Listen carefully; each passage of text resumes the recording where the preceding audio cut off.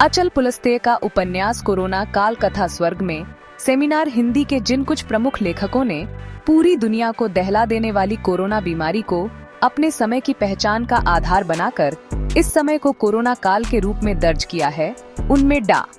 Are. अचल पुलस्त्य का नाम प्रमुख है। डा. अचल की यह पुस्तक आज लिखी जा रही रचनाशीलता के परिदृश्य में संभावना से भरपूर किसी महत्वपूर्ण दिशा सूचक और सृजनात्मक परिघटना की तरह न सिर्फ उपस्थित है, बल्कि जीवन में शरीक होकर अपनी भूमिका निभाई है। जब कभी इतिहास को महामारी के इस दौर के सामाजिक राजनीतिक विश्लेषण की जरूरत होगी, उसे इस पुस्तक के पास आना होगा। यह पुस्तक कथा के रूप में कोरोना समय का यथार्थ है।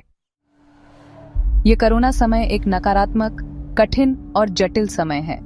हम इसकी छाया से अभी मुक्त नहीं हुए हैं। सच कहें तो हम उस जटिल दौर में जी रहे हैं जिसमें हमारी हवा इस कदर प्रदूषित हो गई है कि हम सांस नहीं ले सकते। हमारा पानी पीने लायक नहीं रहा, उसमें घुला आर्सेनिक हमें कैंसर का मरीज बना रहा है। हमारी धरती फसल देने लायक नहीं रही। जनजीवन पर जाने कितनी बीमारियों का आक्रमण हुआ है। इस कठिन समय में कोरोना जैसे विषाणु का जीवन पर हमला कोढ़ में खाज की तरह था। लोगों के बीच मौत का भय पसर गया था। किसी को समझ में नहीं आ रहा था कि वह क्या करे।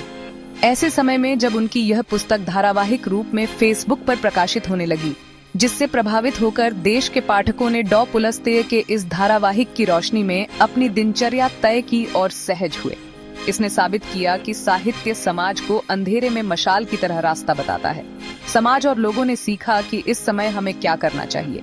ये कथा लोगों के लिए आत्म प्रकाश एवं चेतना की प्रेरणा बनकर उपस्थित हुई। साहित्य जीवन में किस तरह शरीक होता है और बदलाव ले आता है, ये पुस्तक उसका बेमिसाल उदाहरण है। समय की पहचान के लिए डा.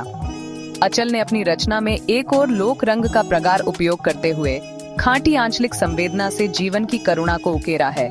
वहीं दूसरी तरफ आयुर्वेद चिकित्सा के महारथियों चरक, सुश्रुत, नागार्जुन के साथ गौतम, प्लेटो, दुर्खिम, नीत्शे, फ्रायड, हिटलर, माओ, अशोक, चाणक्य, गांधी, नेहरू, चर्चिल आदि हर क्षेत्र के वैश्विक विधा विशेषज्ञों, चिंतकों को उनके दर्शन के साथ साक्षी बनाकर एक विश्वसनीय आधार दिया है।